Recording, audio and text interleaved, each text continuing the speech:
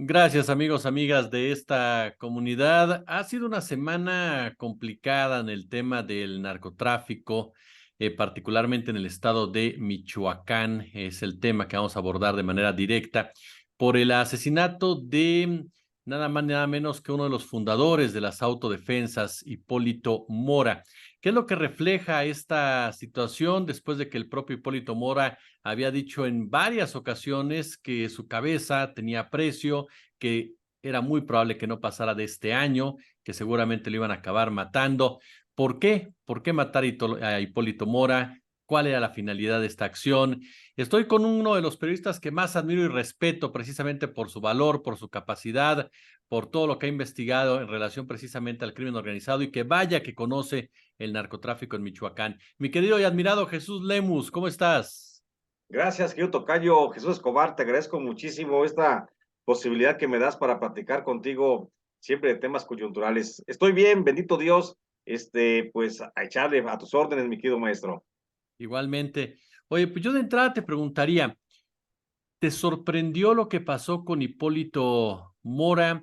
¿Qué dimensión le das al asesinato de este fundador de las autodefensas de Michoacán?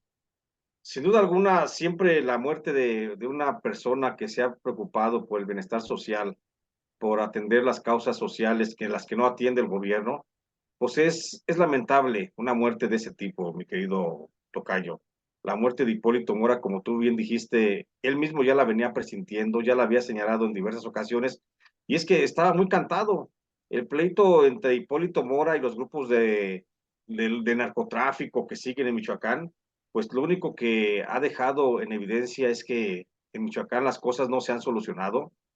La muerte trágica de Hipólito, a final de cuentas, pues sigue ayudando, ayuda, contribuye porque de alguna forma hace que otra vez la sociedad, los periodistas, los medios independientes sobre todo, y el gobierno federal vuelvan a voltear a Michoacán para que vean que no se ha recompuesto nada. El que lo hayan sacado del discurso, el tema de la violencia en Michoacán, el que haya sacado el discurso a las autodefensas, eso no significaba que estaba resuelto el problema. La muerte de Hipólito Mora refleja y revela el grado de descomposición que hay en Michoacán, donde no es cierto que haya pacificación, no es cierto que haya un estado de trabajo para alcanzar estados o estadios de mejoría social, no es cierto. Seguimos en Michoacán, mi querido Jesús Escobar, seguimos tan atrasados como cuando se inició el proyecto de las autodefensas que lo inició el presidente Enrique Peña Nieto, que no es causa, esto no es causa de Felipe Calderón. Mira que yo soy el último que defendería a Felipe Calderón, por supuesto. Esto no fue ninguna acción de Felipe Calderón como lo quiere dejar ver el presidente de la República. Esto es una causa directa de Enrique Peña Nieto, del general Óscar Naranjo y del comisionado para la pacificación de Michoacán, Alfredo Castillo Cervantes. Deben de tener una responsabilidad. No se ha pacificado el Estado, mi querido tocayo, y por eso eh, sorprende la muerte, porque siempre duele la muerte y la sorpresa de la muerte de un líder social como fue Hipólito Mora, que lo venía anunciando y que sin embargo el gobierno federal, el gobierno estatal, no hicieron nada, ya no por salvarle la vida a Hipólito Mora, sino simplemente por atender el problema que estaba denunciando Hipólito Mora. ¿Por qué acallarlo? Me refiero, ya lo explicabas, es un luchador social, denunciaba un problema que continuaba presente en Michoacán, pero ¿por qué acallarlo a él, a diferencia de otros activistas, a diferencia de otras voces que se han escuchado? ¿Por qué detrás constantemente de Hipólito Mora, que como lo mencionas y lo mencionaba él mismo, que en paz descanse, ya era constante? Si no era Simón el Americano, ahora este sujeto apodado el Sireno, ¿por qué? Porque el Hipólito Mora fue un hombre como muchos de Michoacán, un hombre muy directo, un hombre que no estaba dispuesto a someterse a las tentaciones y a las mieles del poder, que buscó en algún momento la interlocución con las autoridades estatales y con el propio gobierno federal, y que el gobierno federal le dio la espalda porque no quisieron, pensaron que estaban creando un héroe nacional que no necesitaba la nación, que pudiera incluso robar reflectores a los que hoy se dicen los héroes de la nación.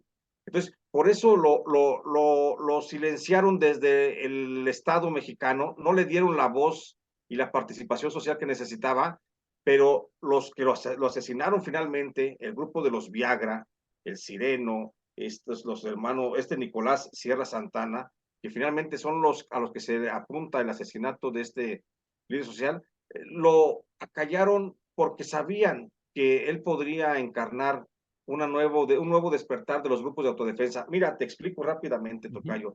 Después de que en el 2014 el doctor Mireles junto con Hipólito Mora y otros más crearon los grupos de autodefensa, se han venido formando diversos grupos y a la fecha hay 37 grupos de autodefensa en Michoacán. 37 grupos que están ligados con diversos grupos del narcotráfico, todos. Algunos, muy pocos, acaso algunos 6 o 7, se siguen manteniendo con el apoyo de sus comunidades, luchando efectivamente contra contra la inseguridad, contra los grupos del narcotráfico. Pero la mayoría de los grupos de autodefensas en Michoacán ya pertenecen con un brazo armado de otros cárteles para pelear con los cárteles enemigos.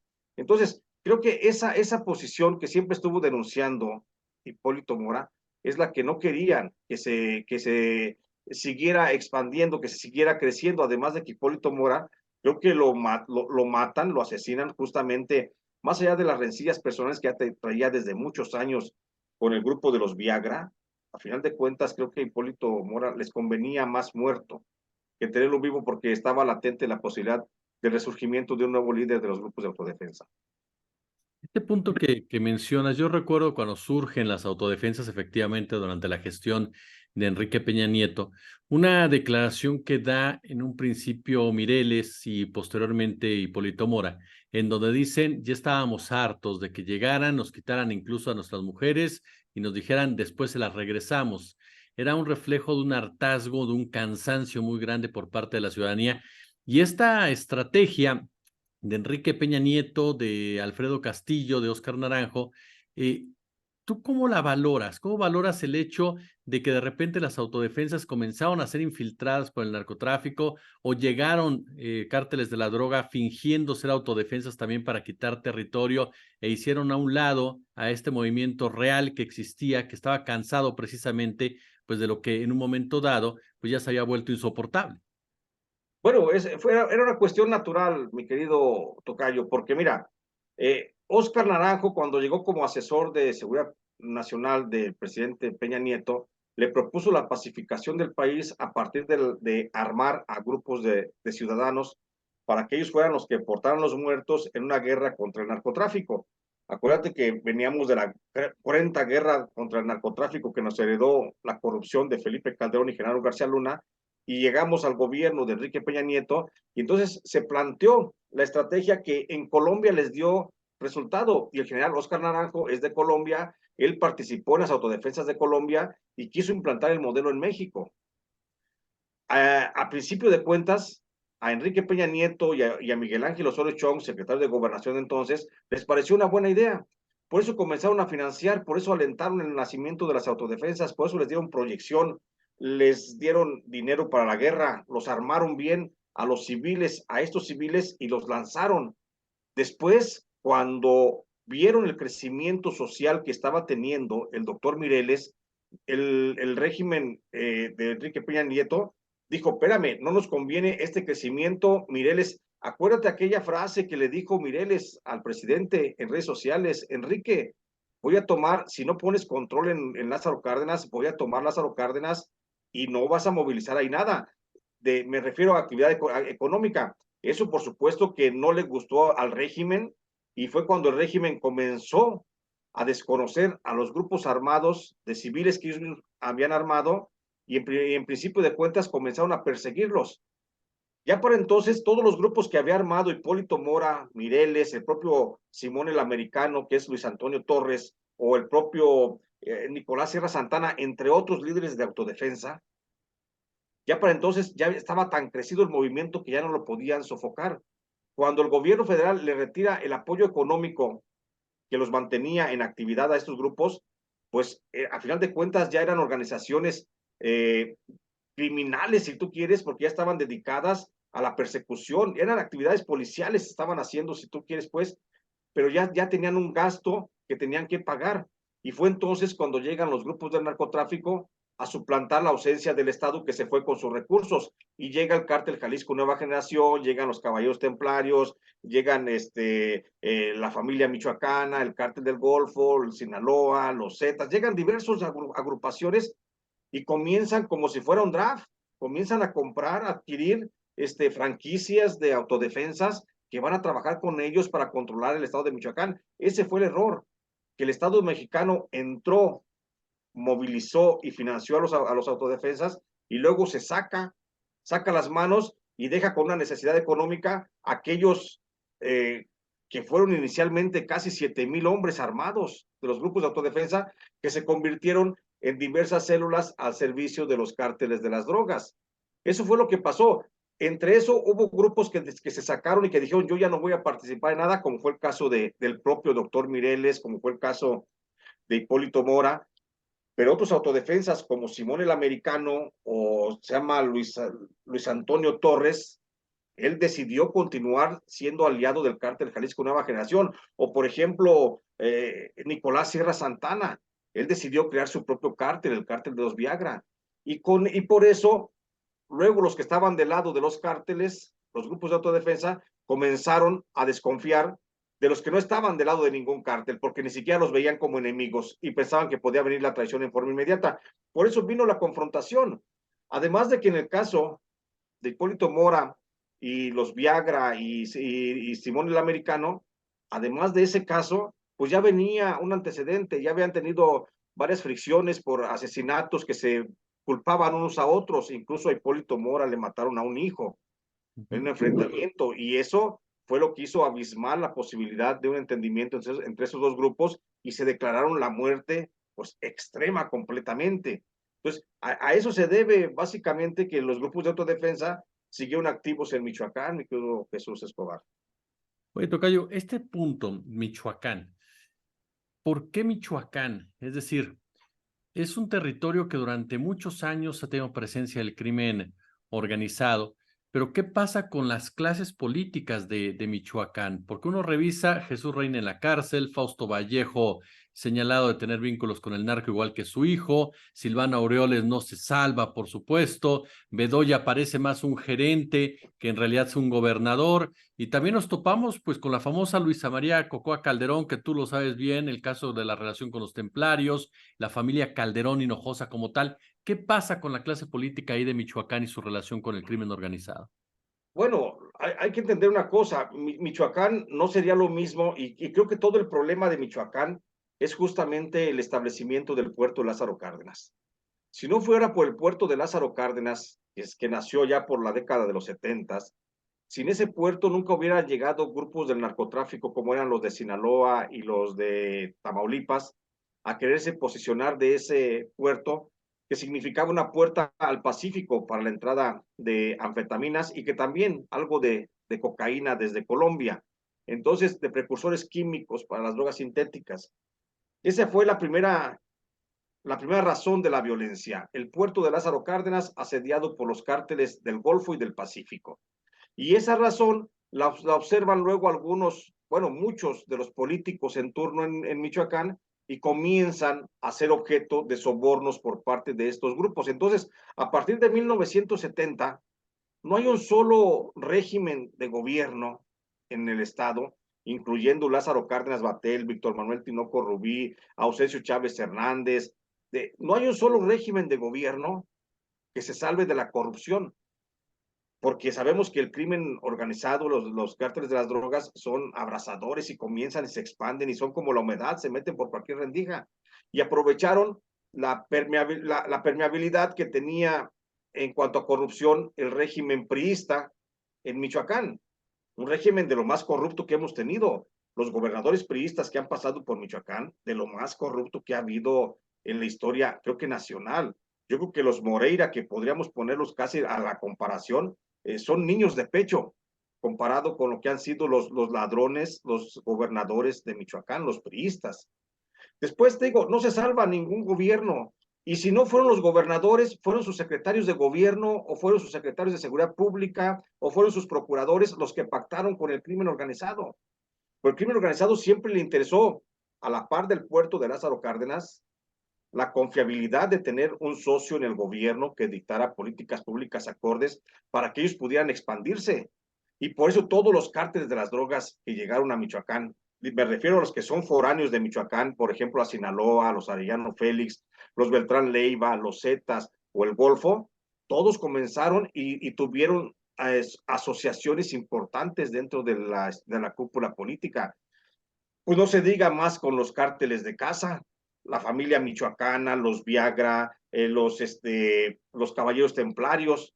Estos, pues prácticamente ellos quitaban y ponían gobernadores. Por eso la sociedad y la asociación con personajes como Luisa María Calderón Hinojosa.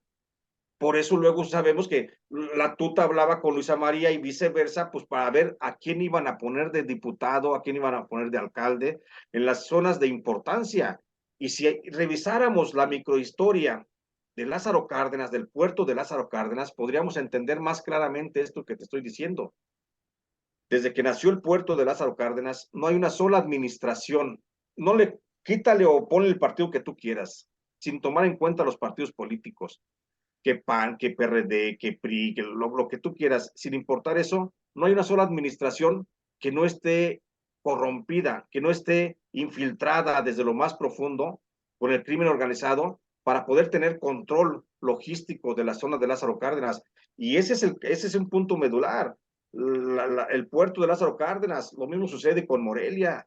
Y así te puedo mencionar cualquiera de los 113 municipios que están en el territorio michoacano. Es decir, por un lado, la necesidad de la corrupción que surge de los cárteles de las drogas y por otro lado, la recepción en cuanto a la corrupción por parte de los funcionarios políticos y eso es lo que ha mantenido bocabajeado al gobierno al estado de Michoacán, que yo sigo diciendo y me atrevo a decirlo sin temor a equivocarme, querido Jesús Escobar, Michoacán es el primer estado fallido del país. Es el primer estado fallido. No funcionan los gobiernos y digo, sin tocar filias ni fobias políticas, ni tendencias políticas. El actual gobernador simplemente, tú lo marcaste muy bien, fuiste muy benévolo incluso con el calificativo de gerente. Es más, es menos que eso, creo yo. Es un personaje que está supeditado a lo que digan en Palacio Nacional para poder hacer y mover ciertas políticas públicas en Michoacán, pero que más que nada le ha dado manga ancha al crimen organizado en Michoacán. Tocayo, en este punto mencionabas, hay más grupos de autodefensas, están financiados muchos de ellos con el crimen organizado, la clase política, por supuesto. ¿Qué pasa con el tema económico de Michoacán? Es decir, hablamos de producción de aguacate, de limones, a eso se dedicaban precisamente Hipólito Moro y muchos de los líderes de autodefensas. ¿Qué pasa con ese tema de la distribución de alimentos? Hoy tú ya lo mencionabas en parte, Michoacán es un estado fallido. ¿Está copado ya por el crimen organizado? Me refiero a qué tanto es el crimen organizado el que determina la vida de los michoacanos hasta en el tema de la alimentación. Pues yo creo que no es que esté copado ya, es que todavía está copado Michoacán, porque no se ha podido quitar el pueblo de Michoacán ese yugo que prevaleció, que prevalece desde la década de los 70, te digo, cuando nace justamente el puerto de Lázaro Cárdenas. Hoy los michoacanos, quien gobierna realmente en Michoacán, son los cárteles de las drogas. No gobiernan los alcaldes, no gobierna el Congreso. En el Congreso hay muchos diputados financiados por narcotraficantes. En el aparato de gobierno del señor Bedoya, Ramírez Bedoya, pues ahí está infiltrado también el cártel. O sea, no hay un gobierno legítimo, popular de la gente. El que está gobernando realmente son representantes de los grupos, de los diversos grupos del narcotráfico. Estamos copados en Michoacán, por supuesto, la situación alimentaria, Jesús Escobar, depende de los cárteles, ni siquiera depende de la oferta y la demanda. Si el cártel de los caballos templarios quiere que suba el kilo del aguacate, ordenan que no se corte aguacate y esperan a que suba la demanda de la población, cortan aguacate y lo venden más caro. Igual pasa con el limón, igual pasa con el mango, con la toronja, con la naranja, con todos los productos agrícolas que hay, y no se diga los cárnicos también. En el campo, no se diga. Michoacán es un estado en el que abunda la pobreza y la riqueza. Michoacán, en la zona de Tierra Caliente hacia el sur, tiene las regiones más pobres del país.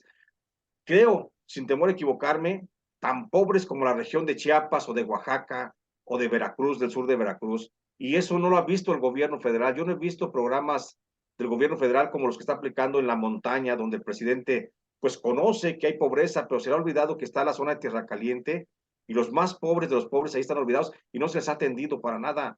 Y te digo, es un estado donde hay mucha pobreza y mucha riqueza porque Michoacán hacia arriba te da huertas y frutos de lo que tú quieras, ganadería, hatos ganaderos al por mayor, y por debajo te da minas de hierro y de plata y de cobre también al por mayor, mi querido tocayo. Pero eso es solamente de unos cuantos. Y ahí, en esos negocios, en las minas, en la ganadería, en la agricultura, en el comercio formal establecido, ahí está el narcotráfico cobrando cuotas. Y no lo quiere conocer el gobierno mexicano, no lo reconoce. Y no lo reconoce con la política avestruz que hace. ¿Sí? Esconde la cabeza para no saber qué es lo que está pasando en Michoacán. Por eso yo digo que aunque trágica la muerte de don Hipólito Mora, creo que vuelve Hipólito Mora a hablar desde la tumba porque ha vuelto, ha hecho que otra vez el gobierno mexicano voltee a verlo. Si no el presidente, si no quiere voltear a ver, que no lo vea, porque el presidente está metido en otras cosas. El presidente anda en otras cosas, pero los funcionarios que deben de tomar acciones en la Secretaría de Gobernación, en Defensa Nacional, en Marina, en Seguridad Pública, creo que han volteado a ver a Michoacán y han reconocido que Michoacán está igual que hace 10 años. Y te lo voy a decir con una simple razón, mi querido tocayo. Yo en el 2014, hace ya casi 10 años, escribí un libro que se llama Tierra sin Dios Así y es.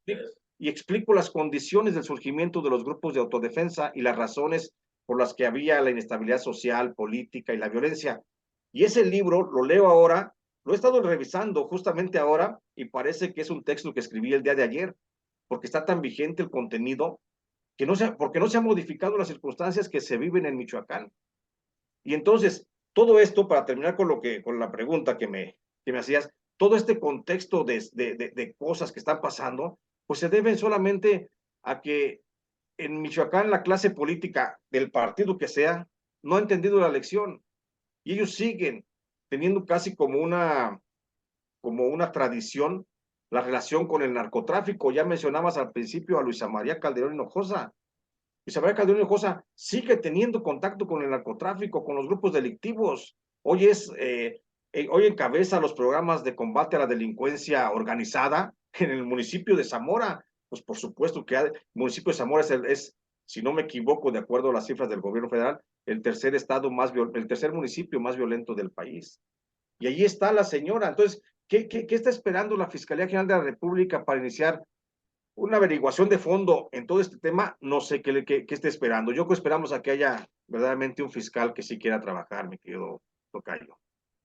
Mi querido admirado Jesús Lemus, siempre de verdad es un placer escucharte, aprender de ti y un honor platicar contigo. No, hombre, siempre te agradezco mucho tu deferencia, mi querido Jesús Escobar. Gracias por esta oportunidad que me das para platicar. Y pues aquí andamos a tus órdenes, maestro.